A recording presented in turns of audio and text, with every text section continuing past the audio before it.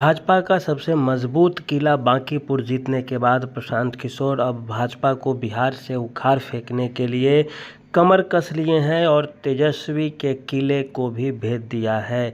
आपको बता दें कि ये खबर सुनने के बाद आपको ये आश्वस्त हो जाएंगे कि सचमुच भाजपा को एक बड़ी चुनौती देते हुए अगले चुनाव में प्रशांत किशोर हराने जा रहे हैं और तेजस्वी तीसरे नंबर पर ऐसे अटकेंगे जैसे उत्तर प्रदेश में मायावती अटक गई हैं और राजनीति खत्म होने के अनुमान अब सीधे सीधे सत्य होते दिख रहे हैं।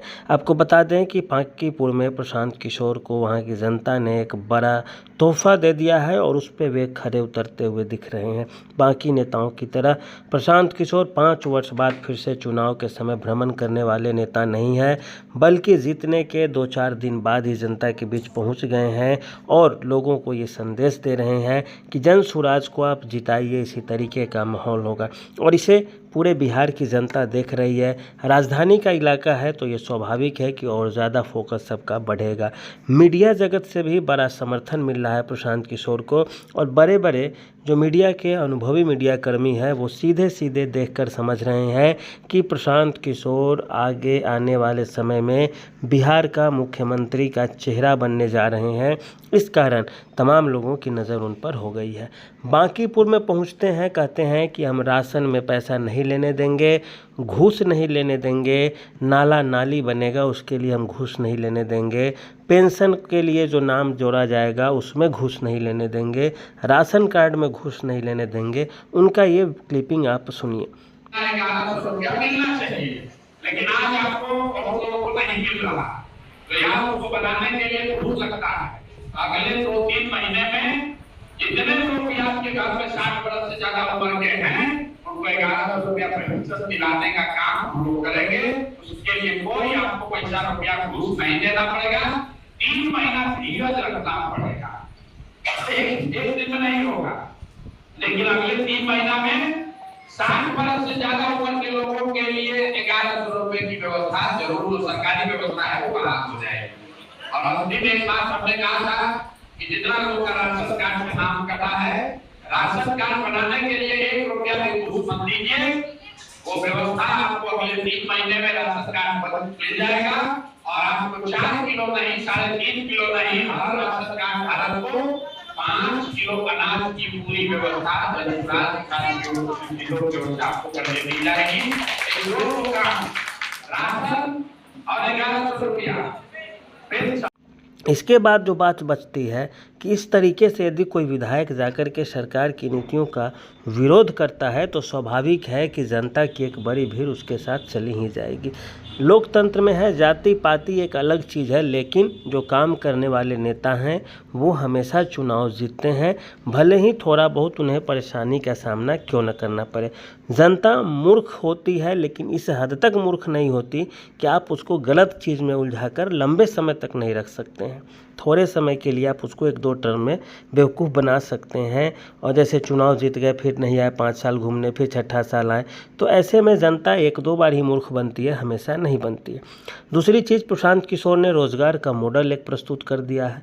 10,000 लोगों को हम नौकरी देंगे, आप लोग अपना CV दीजिए, तो ये भी एक बहुत बड़ा रोल अदा करेगा बांकीपुर के जनता के माध्यम से पूरे बिहार को ये संदेश जा रहा है। दूसरी चीज़, जन स्वराज के तमाम जो बड़े बड़े नेता हैं इतने उत्साह में हैं कि अब सभी जगहों पे वो प्रदर्शन वगैरह करेंगे और इस तरह का काम कर करके लोगों के लिए नज़र में आएंगे कि बिहार की जनता को ये लगने लगे कि नहीं, ये सचमुच में हमारा हितैषी है। दूसरी बात, बिहार में किसी की भी हत्या हो, कहीं भी लूट हो, अपहरण हो, मर्डर हो, कुछ भी हो, जन स्वराज के नेता जाकर के सीधे प्रदर्शन करे, सरकार से भिड़े, लड़े, पुलिस प्रशासन के खिलाफ बोले और जाकर के जनता के बीच में उसकी आवाज़ बनकर उठे, तो स्वाभाविक है जन स्वराज ऊपर उठ ही जाएगा।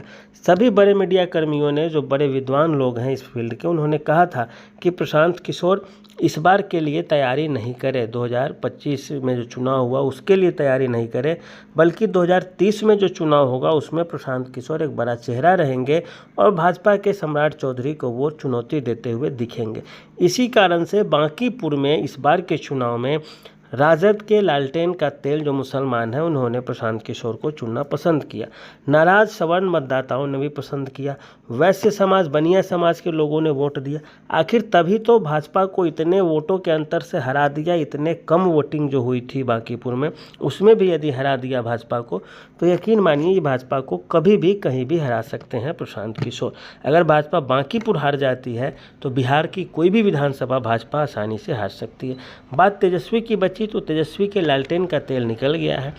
यादव टूटे नहीं थे इस चुनाव में, लेकिन थोड़े संख्या में जो अच्छे, जो जाति से ऊपर उठकर सोचने वाले यादव हैं उन्होंने वोट कर दिया प्रशांत किशोर को, तो वो तेजस्वी के लिए फेल्योर है। तेजस्वी भी अब ज़मीन पर उतरने पे मजबूर होंगे और लोगों के बीच जाएंगे, और जाएंगे तो प्रशांत किशोर कहेंगे कि ये प्रशांत किशोर का कमाल है कि तेजस्वी भी अब ज़मीन पर आ रहा है।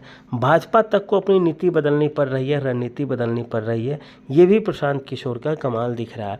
तो आने वाले समय में जो बिहार का अगला चुनाव होगा वो काम के आधार पर होगा, घूस के आधार पर होगा, शासन और संरचना के आधार पर होने जा रहा है, न कि अगड़ी जाति, पिछड़ी जाति आरक्षण 50 से 95% कर दे कि 95 से 205% कर दे, कह के आप मूर्ख नहीं बना सकते हैं आप, क्योंकि अब जनता के पास एक दूसरा ऑप्शन आ गया है और उस ऑप्शन के आधार पर पब्लिक अब वोट करने जा रही है। जैसे जब काम पर वोट होने लगेगा तो जो ठगने वाली, बेहुदा बनाने वाली जो पार्टियां हैं, जो झूठ बोलने वाली पार्टियां हैं, वो सीधे सीधे लड़ाई से बाहर हो जाएंगी और उनका सर्वनाश हो जाता है। वो हर राज्य में होता है, हर चीज़ की एक सीमा है, समय सीमा है, रेखा है, उससे बाहर आप नहीं जा सकते। वही है, जाति का खेल भी बहुत दिन चल गया, अब विकास काम की बात होगी। जेन जेड जो है या जो अल्फ़ा जनरेशन है वो बीजेपी को पसंद नहीं कर रही है इस समय, और वे उबाल और बगावती तेवर अपना रही है। ऐसे में आने वाले समय में संभावना ज़्यादा है कि उत्तर प्रदेश भी भाजपा के हाथों से इस बार खिसक जाएगी और बिहार भी आने वाले समय में कमज़ोर हो जाएगी भाजपा, यदि भाजपा बहुत मजबूती से इसको हैंडल नहीं की तो, क्योंकि सवाल अब कई मामलों में खड़े होने लगे हैं। तो प्रशांत किशोर जो एक वैज्ञानिक पद्धति को अपना रहे हैं कि हम आपके बीच में हैं, आपके लिए हैं, हम सरकार की योजनाओं को लाएंगे, भले विपक्ष में है लेकिन आपके लिए काम कराएंगे, तो इस तरह का जो तेवर दिखा रहे हैं वो निश्चित रूप से आने वाले समय में प्रशांत किशोर को काफ़ी आगे ले जाएगा राजनीतिक रूप से, और भाजपा और तेजस्वी के लिए एक बड़ी चुनौती बनेंगे कि तेजस्वी घर को संभालें या राजनीति संभाले, या प्रशांत किशोर को संभाले, या भाजपा से लड़े, या अपना राजनीतिक जीवन का अंत कर ले राजद वाले। तो लड़ाई आने वाले समय प्रशांत किशोर और भाजपा के बीच में होगी, जहां प्रशांत किशोर मजबूती से खड़े नजर आएंगे, जबकि भाजपा वहां पर बैकफुट पर दिख सकती है यदि इसी तरीके से काम चलता रहा तो।